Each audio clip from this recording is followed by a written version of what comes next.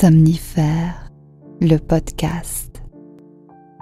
Bonsoir à toutes et à tous, nous sommes le dimanche 20 février et Somnifère vous raconte ce soir l'histoire d'Augustin Delcourt, un jeune homme qui est certain d'avoir croisé le regard de la femme de sa vie dans un train entre Paris et sa banlieue.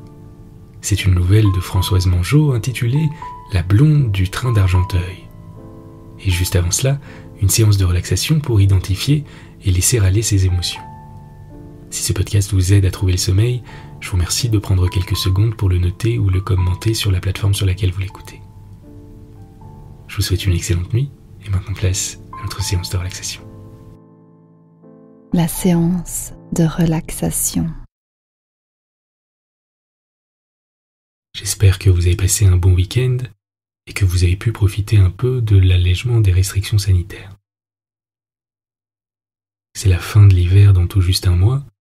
Le printemps arrive à grandes enjambées, et avec lui un peu de douceur et la perspective de jours nouveaux. Notre séance de relaxation ce soir vise à reconnaître ces émotions, à les accepter et à les laisser aller.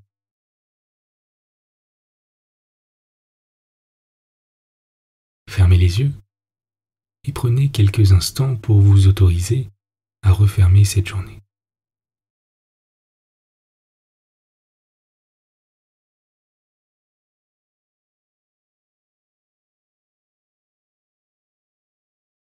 Dans un premier temps, observez simplement vos sensations, vos émotions, ce qui vous passe par la tête, et notez simplement votre état général.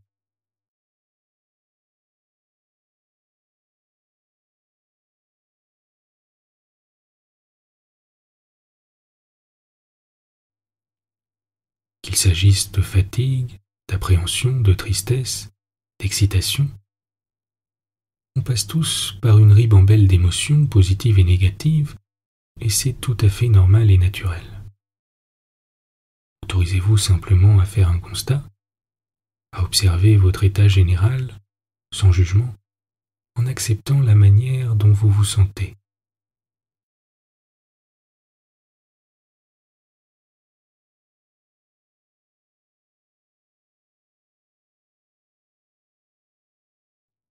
Observez où se situent ces émotions dans votre corps, la manière dont elles s'expriment, et si elles créent des tensions musculaires que vous pourriez relâcher.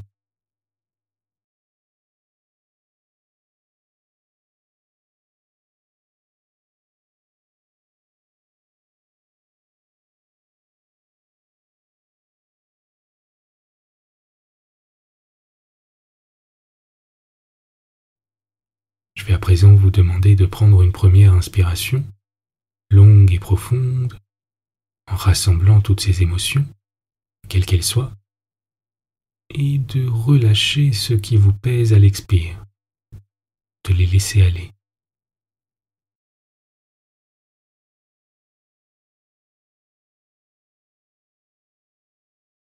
À nouveau, une grande inspiration, en rassemblant toutes ces émotions, et on relâche ce qui nous pèse à l'expire.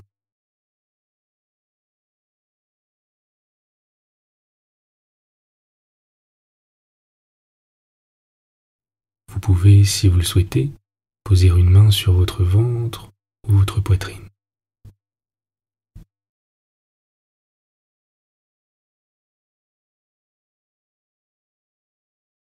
Souvent, nos émotions s'apaisent et se calment simplement car on leur a laissé la possibilité de s'exprimer et d'émerger.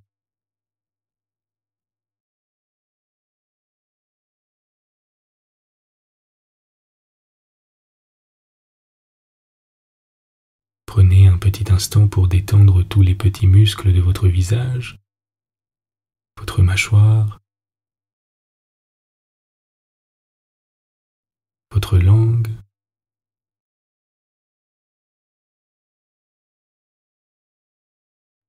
le point entre vos deux sourcils,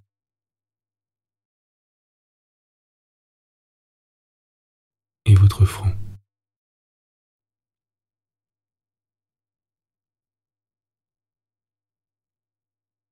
On va à présent finir par une courte méditation Il s'agit simplement de se concentrer sur sa respiration, sur les mouvements qu'elle provoque à chaque inspire et à chaque expire.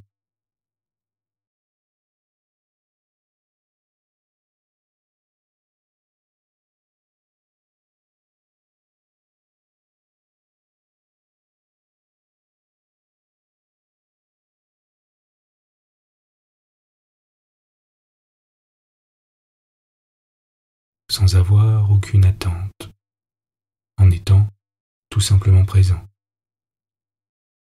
attentif à son corps,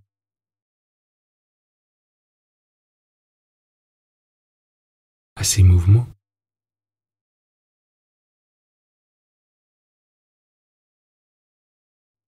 à sa température,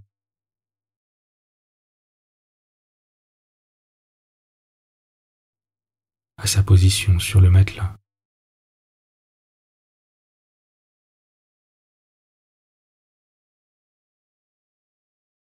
À l'air que l'on inspire et que l'on expire.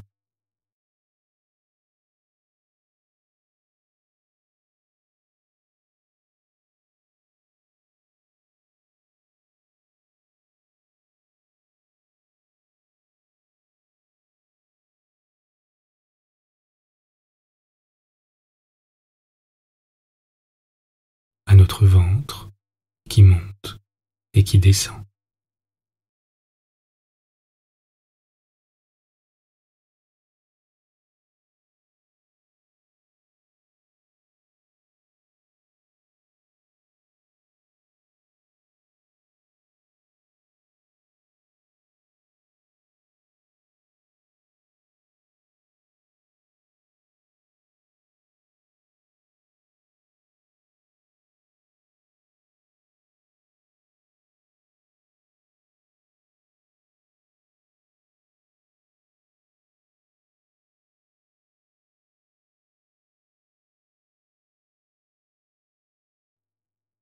Vous êtes calme et détendu.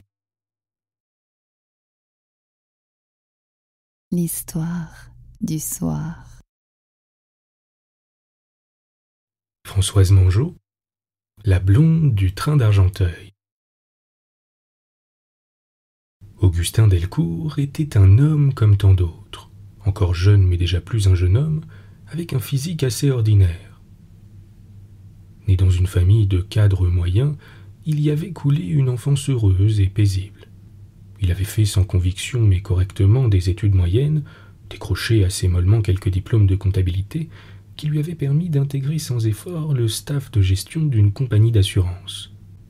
Il s'était acheté non loin de chez ses parents un petit pavillon avec jardin où il vivait dans une solitude irrégulièrement entrecoupée de visites, parfois de courts séjours, de blondes interchangeables. Car Augustin Delcourt, pourtant si mesuré en toutes choses, était dans ce domaine d'une véritable intransigeance. Il n'aimait que les blondes, les vraies blondes. Et il faut bien avouer que dans ce registre, il y a beaucoup d'appelés et peu d'élus. Il avait rencontré un certain nombre de charmantes jeunes femmes, avait été souvent séduit, tenté même quelquefois de pérenniser l'aventure, mais avait aussi été trop souvent déçu. Il arrive toujours un moment crucial où se découvre la vérité toute nue. Il avait ainsi connu des presque blondes, mais pas tout à fait, des châtains améliorés et même des brunes peroxydées. Augustin avait acquis une vaste expérience en la matière et conforté son attrait intangible pour la blondeur véritable. Et de petites déceptions en grosses désillusions, à 35 ans passés, il était toujours célibataire. Ce soir-là, Augustin Delcourt rentrait chez lui de mauvaise humeur. Il avait dû rester au bureau plus tard que d'habitude pour fournir un rapport imprévu, ce qui lui avait fait manquer le pot sympathique offert par un collègue qui fêtait la naissance de son premier enfant. À cette heure, à la gare Saint-Lazare, les trains étaient moins fréquents, et il avait attendu une bonne dizaine de minutes sur le quai numéro 8, direction Argenteuil. Il avait rarement l'humeur chagrine, étant d'un naturel peu soucieux. Mais ce soir, il était déçu. À l'approche imminente de la quarantaine, la vie de célibataire commençait à lui peser. Les rires et les chamailleries des 2 enfants de sa sœur cadette, auxquels il servait volontiers de baby-sitter, lui laissaient comme un regret quand il les quittait. Son pavillon de banlieue lui semblait alors vide et tristouné. Il jouissait d'une situation moyenne mais confortable, d'une bonne santé, d'un caractère pondéré, capable de tendresse et de romantisme, et possédait aussi quelques atouts non négligeables qui ne se révélaient toutefois totalement que dans l'intimité. Il ne faisait nul doute qu'Augustin aurait pu convoler depuis longtemps, n'eût été son exigence de blondeur parfaite. Le train cahotait sur ses rails, tremblant de toutes ses tôles lorsqu'il croisait les convois en sens inverse. Dans un atroce grincement de frein, le train s'arrêtait à la gare du Stade, dernière étape avant son terminus. Les quais de la gare, orientés plein ouest, étaient inondés de la lumière rousse du soleil couchant. Venant d'Argenteuil, un train s'arrêtait au même moment que celui de Paris. Augustin, jusque-là légèrement affaissé dans son coin de banquette, sursauta, le cœur battant la chamade, la bouche sèche, les mains moites et l'œil ébloui. Là, dans le train montant sur Paris, à quelques centimètres lui faisant pratiquement face, une jeune femme blonde abandonnant sa lecture levait les yeux sur lui. La rencontre de son regard redressa Augustin sur son siège. Contre toute raison, il sut dans l'instant et de certitude absolue que cette femme, inconnue et étrangement familière, était celle qui l'attendait, qui lui était destinée, qui allait changer le cours de sa vie, que sans elle, rien n'aurait la même saveur. Tout aussi vite, Augustin passa de la surprise éblouie au désespoir. Il chercha frénétiquement le moyen d'ouvrir ses vitres closes, faillit se lever pour courir sur le quai et réalisa l'inanité de toute action. Inexorablement, dans des grincements jumelés qui lui déchirèrent le cœur, les 2 trains repartaient à contresens l'un de l'autre. Sa dernière vision fut celle des 2 lèvres roses, ourlées à chavirer un sein qui s'étirait en relevant les commissures et s'entr'ouvrait dans un sourire tendre sur des quenottes nacrées, un sourire qu'il reçut comme un coup de poignard dans un déferlement de bonheur. Les jours qui suivirent furent chaotiques et pénibles pour Augustin. Oscillant entre un optimisme fébrile et une détresse atone, il se voyait tantôt la retrouvant et jouissant d'une infinie félicité, tantôt finissant sa vie en solitaire. Il s'endormait difficilement, sombrait dans un sommeil agité, plein de visions indistinctes. 100 fois, il crut la retrouver dans un train, sur un quai, dans la rue. Et puis Augustin eut un déclic, il ne renoncerait pas à la retrouver. Jamais ne l'effleura la supposition que la blonde apparition puisse ne pas répondre à ses sentiments. Son regard, son sourire, gravés sur sa rétine, l'avaient convaincu de la réciprocité de leur émotion. Il fallait forcer le destin, mettre toutes les chances de son côté et pour commencer aborder la recherche avec méthode. Le livre entre ses mains laissait penser qu'elle n'était pas une voyageuse occasionnelle. D'ailleurs, il ne voulait même pas envisager qu'elle pût être de passage. Le train dans lequel il l'avait vue partait d'Argenteuil pour Saint-Lazare. À cette heure-là, la plupart des voyageurs rentraient chez eux ou allaient passer la soirée à Paris. Mais allait-elle jusqu'à Paris? Elle pouvait travailler à Argenteuil et descendre à n'importe quelle station intermédiaire. Il se procura la fiche des horaires de la ligne, établit des diagrammes de probabilité, des plans d'action. Il surveillerait tous les trains qu'elle était susceptible de prendre, toutes les stations où elle descendrait peut-être. Novembre apporta un temps instable, venteux, mouillé. Les halls de gare étaient froids, parcourus de courants d'air assassins, et Augustin, fatigué et transi, relâcha sa surveillance. Il ne s'avouait pas à lui-même être découragé, mais une certaine résignation triste l'envahissait. Il commençait à douter. Il s'avoua qu'il était stupide et prit la résolution de revenir à ses habitudes, de cesser ses recherches et de reprendre le cours de sa vie. Noël approchait à grands pas. Comme habituellement, il rassemblerait toute sa famille. Augustin trouva un apaisement, un certain oubli dans l'effervescence des achats indispensables. Dès janvier, avec loyauté, il s'efforça d'appliquer ses résolutions. Et s'il lui arrivait encore de temps à autre d'arpenter quelques quais, de scruter les passagers, ce n'était plus la quête forcenée qu'il avait menée durant près de 6 mois. En février, il eut 37 ans. Sa mère ne put s'empêcher de faire une discrète allusion au temps qui passait, aux enfants de ses 2 sœurs, puis se tut en voyant les yeux bruns de son fils s'assombrir dangereusement. Vint un nouveau printemps, les vacances. Il y avait maintenant presque 2 ans qu'Augustin avait rencontré sa blonde. Certes, il ne l'attendait plus depuis longtemps, mais trop souvent encore une chevelure dorée faisait naître en lui un regret amer, un ressentiment contre le destin. Un soir de début juillet, avant de rentrer chez lui, il décida de passer chez sa sœur comme il le faisait régulièrement. Il arriva devant la maison juste en même temps que son beau-frère, ce qui lui évita de sonner. Dès le vestibule, la maison retentissait de voix animées. Voix d'enfants à l'étage, voix de femmes dans le grand séjour dont Gilbert ouvrit la porte. Sur un canapé, Colette et une jeune femme blonde, côte à côte, riaient et s'exclamaient en feuilletant un album photo.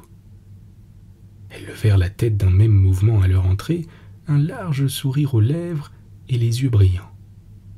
Et le cœur d'Augustin s'arrêta. Animée, souriante, les yeux brillants, elle était réellement séduisante, et il devait s'avouer avec une sourde et inexplicable irritation qu'elle lui plaisait beaucoup, même si ce n'était pas elle. Marie-Élise avait 31 ans. Directrice d'école dans un petit bourg alsacien, elle avait demandé une mutation pour se rapprocher de ses parents, revenus vivre à Argenteuil. Le repas était terminé, la nuit presque tombée. Vint l'heure de se quitter. Marie-Élise rentrait chez ses parents, dans la même direction qu'Augustin, juste quelques rues plus loin. Les rues étaient désertes. Des rondes virevoltantes d'éphémères, venues des berges de la Seine toutes proches, enturbanaient les lampadaires. Les talons hauts de Marie-Élise claquaient allègrement, réveillant au passage un chien qui leur grogna son mécontentement. Ils parlaient de leur enfance dans ce quartier, des changements survenus au fil du temps, les derniers champs remplacés par des immeubles collectifs, l'aménagement des bords de Seine en quartier culturel. Ils se quittèrent sur une poignée de main qui ne troubla pas Augustin. Il était calme. Il avait repris le contrôle de ses émotions et tenait ferme la bride à son imagination. L'inconnu de la gare lui avait bouffé une année de sa vie. Une année de vie perdue, une année de mal-être, de souffrance, d'espoir douloureux et toujours déçu. Pour être plus exact, il s'était lui-même enterré dans cette situation absurde. Comment avait-il pu agir ainsi? Il repensa avec une ironique amertume à un entrefilet découvert par hasard dans une de ces revues dépenaillées que l'on lit par désœuvrement dans les salles d'attente ou chez le coiffeur. Une lectrice demandait conseil au courrier du cœur. Comment attirer l'attention d'un homme qui prenait le même bus qu'elle tous les matins? Je ne le vois presque toujours que de dos, mais je l'aime, ajoutait-elle. Il se souvenait avoir souri de cette naïveté. Mais au moins elle le voyait tous les jours. Lui, qui passait aux yeux de tous et qui croyait lui-même être pondéré, mesuré, raisonnable, s'était bâti pour une vision fugitive, un roman à 2 sous pour midinette. Si encore il avait 20 ans. Mais à son âge. Il était rentré chez lui et se versait un verre d'eau qu'il se gourmandait encore de sa sottise. Pourtant il s'endormit avec sous ses paupières closes l'image d'une blonde radieuse. Mais il ne savait déjà plus si c'était l'inconnu du train ou Marie-Élise qui lui souriait.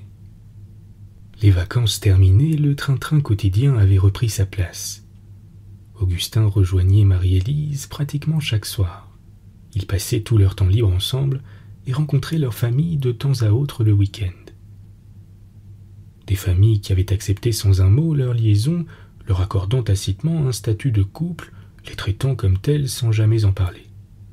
Un soir, elle le taquina sur ses conquêtes passées. Pourquoi n'avait-il jamais eu l'envie ou l'occasion de faire sa vie avec l'une d'elles?